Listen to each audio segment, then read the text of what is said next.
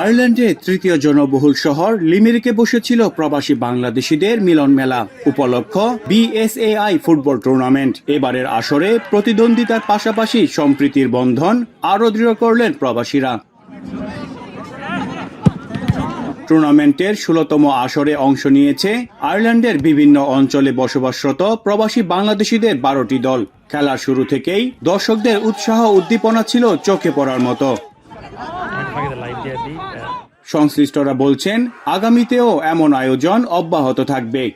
আমাদের football tournament দেয়া হয় একমাত্র উদ্দেশ্য নেক্সট জেনারেশন ইনভলভমেন্ট বাড়ানোর জন্য, এবং আজকে আমাদের ছিল 12টা টিম। এই টিমে সুন্দরভাবে আমাদের এই টিমগুলো সুন্দরভাবে খেলা করছে। ভাতৃত্ব বন্ধন এবং বিভিন্ন শহরে যেসব বাংলাদেশিরা আছেন সকলকে ঐক্যবদ্ধ করার জন্যই আমাদের এই আয়োজন। এটি শুধু টুর্নামেন্টই নয়, এর মাধ্যমে আমরা একে অপরকে সাথে সহযোগী মনোভাব এবং সম্পর্ক গড়ে তুলতে পারি। সমগ্র বাংলাদেশিদেরকে একটি প্ল্যাটফর্মে নিয়ে আসতে সক্ষম হয়েছে বলে আমরা মনে করি, এবং আগামী দিনে আমরা এই প্ল্যাটফর্মকে আরো প্রসারিত করার জন্য সর্বোত্তম চেষ্টা করে যাব।